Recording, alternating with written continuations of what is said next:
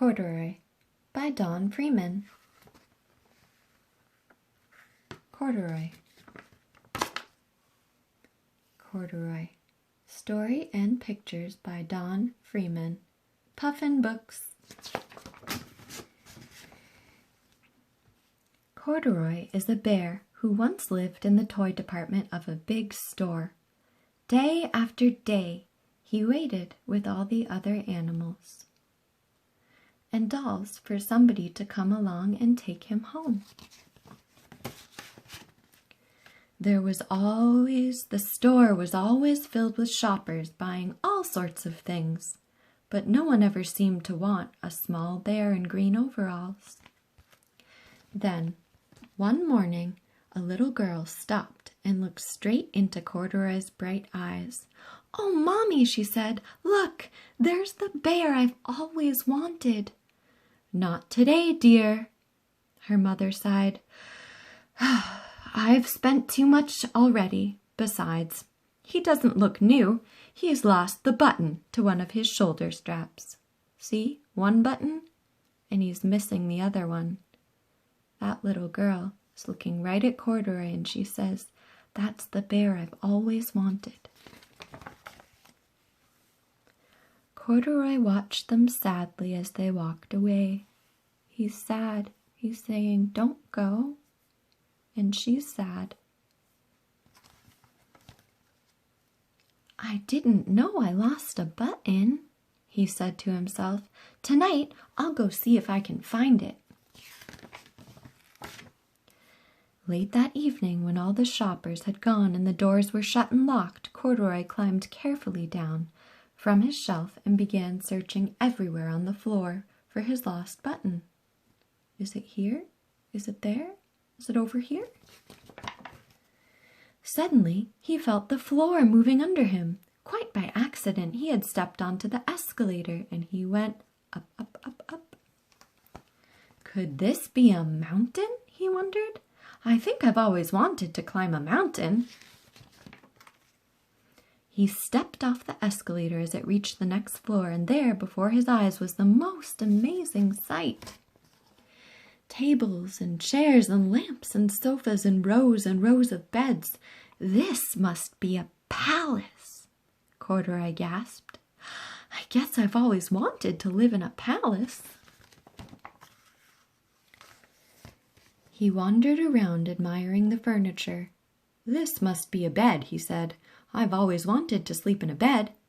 And he crawled onto a thick, large mattress. All at once he saw something small and round. "Why, here's my button! Do you see it?" he cried, and he tried to pick it up, but like all the other buttons on the mattress, it was tied down tight. He yanked and pulled with both paws until pop! Off came the button, and off the mattress Corduroy toppled.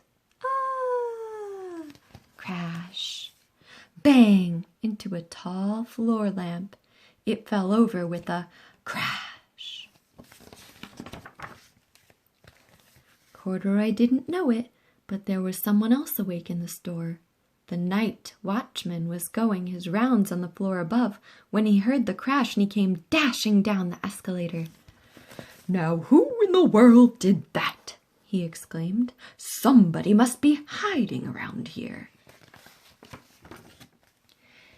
He flashed his light under and over the sofa beds until he came to the biggest bed of all, and there he saw 2 fuzzy brown ears sticking up from under the covers. 1, 2. "Hello," he said. "How did you get upstairs?" The watchman tucked Corduroy under his arm and carried him down the escalator and set him on the shelf in the toy department with the other animals and dolls.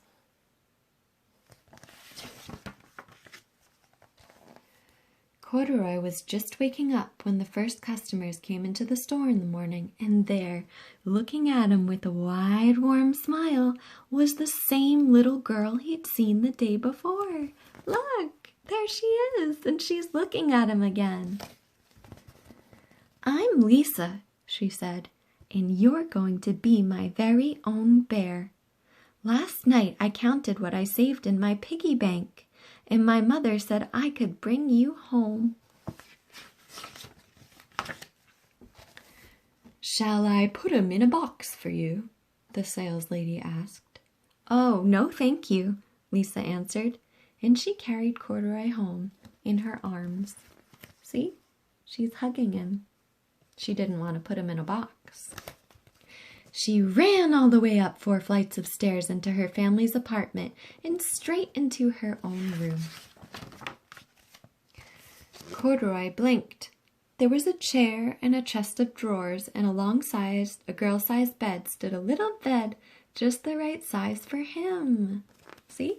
Right there. Bed for the girl, bed for Corduroy. The room was small, nothing like that enormous palace in the department store. This must be home, he said. I know I've always wanted a home. Lisa sat down with Corduroy on her lap and began to sew a button on his overalls. I like you the way you are, she said, but you'll be more comfortable with your shoulder strap fastened.